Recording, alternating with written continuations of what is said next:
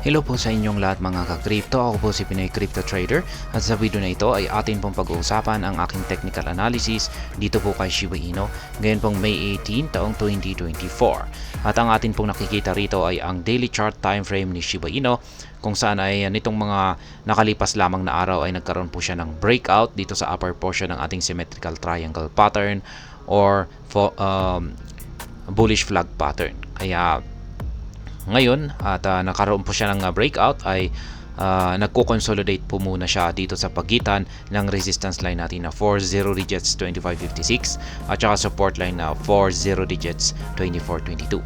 At ayan, bago po tayo magpatuloy ay nais ko lamang po munang bigyang linaw ang aking disclaimer kung saan ang nilalaman po ng video na ito ay hindi po ito isang financial advice. For education and information purposes lamang po ang layunin nito. Maliban po dito ay nais ko na rin pong magbigay babala na wala pong kahit anumang group chat ang Pinoy Crypto Trader.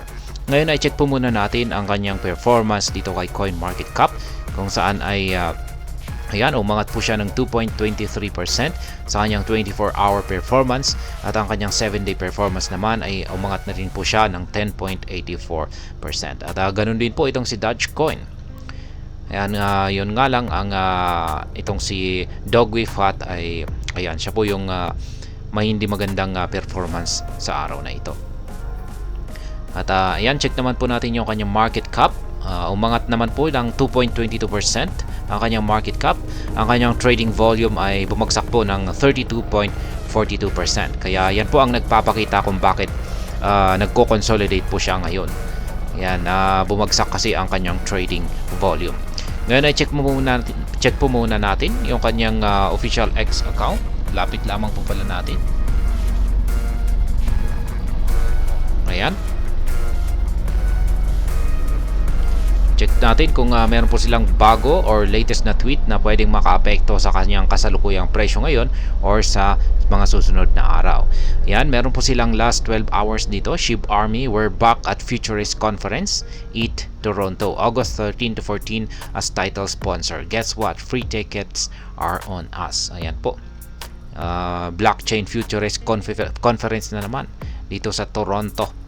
At mamimigay po sila ng libreng ticket. Kaya ayan, kung nandyan po kayo sa lugar na yan ay yan, pwede kayong ayan, maki-attend dito sa kanilang future conference na ito. Yan lamang po yung mga bago, yung mga ibang mga bagong tweet po nila rito ay mga reminders, mga warnings. Ayan. At check naman po natin ang kanilang SHIB burn dito para malaman po natin kung ilang Shiba Inu tokens ang nasunog nitong mga nakalipas na oras. Ayan, bagya pong bumagsak ng 2.24% ang burn rate natin pero may nasunog pa rin po na 2.4 million na amount ng SHIB tokens nitong nakalipas na 24 oras. Ayan, yung may pinakamalaking nasunog po rito ay last 12 hours ay 1.4 million. Ayan, yan po yung mga latest burn transactions natin. Ngayon ay balikan na po natin ang pag-technical analysis dito kay Shiba Inu. At ayan po yung aking nananatiling mga active spot trading orders. Yung mga kulay yellow po rito na mga arrow signs ay dito po ako may sell pending order or mga magti-take profit po ako sa mga presyong yan. Meron naman po akong dalawang buy pending order dito. At yan naman po ay ini-indicate ng kulay blue na mga arrow signs natin dito. Kaya ayan, para sa mga gustong gayahin yung aking simpleng strategy dito, ay yan po yung aking mga spot trading positions. Ngayon ay ayan, dulot po ng breakout dito. Ayan, na naganap sa ating bullish flag pattern na ito. Yan, yung binubuo ng dalawang kulay puti na linya at upper portion ng ating symmetrical triangle pattern na ito. Ang aking projected price dito ay nananatili pa rin po na hindi nagbabago. Yan, yung pinakamataas na akyatin niya ay ang presyong 40 digits 3218. Ayan, hindi po pala, mas mataas pa. Dito po pala. Yan. Ang posible po niyang akyatin. Ayan, ayusin lamang po natin. posible po niyang akyatin ay ang yan, kung magpapatuloy po siya sa kanyang pag-angat sa presyo, ay aakyatin po niya ang presyong 40 digits 36.55. Yan po yung pinakamataas na nakikita ko na posibleng akyatin ni Shiba Inu dulot po ng kanyang naranasang breakout dito. Kaya may nakaset po ako dyan na isang take profit.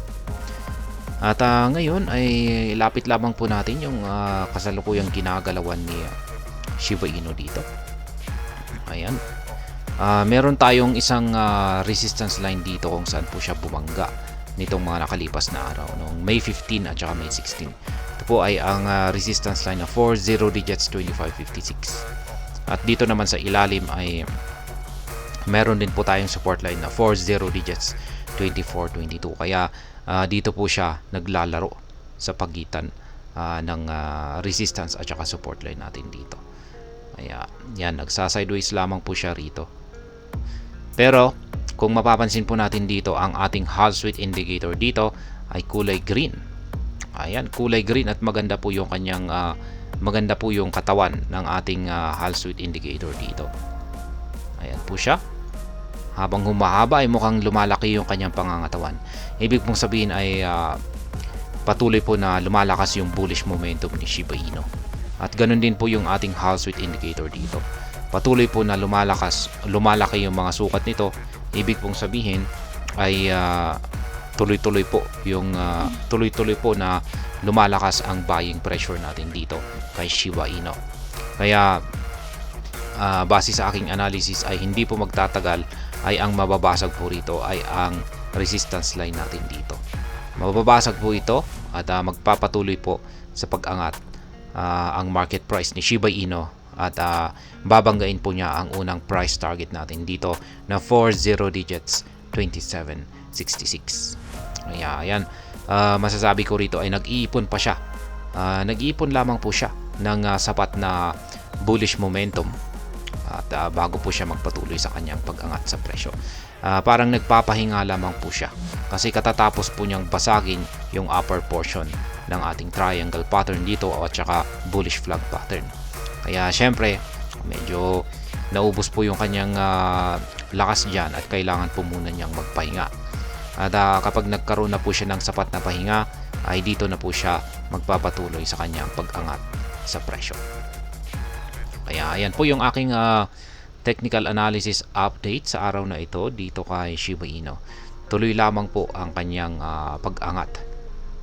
Ayan, kasi bullish naman po yung ating signal dito. Ayan po ulit yung aking mga trading, mga live spot trading positions dito kay Shiba Inu. Ayan, yung mga yellow signs na yan, yellow arrow signs na yan ay mga sell pending orders ko po yan. Mga kulay blue naman na arrow signs ay mga buy pending orders ko yan. Ito naman yung mga nadaanan na ng mga candlestick natin ay yan po yung previous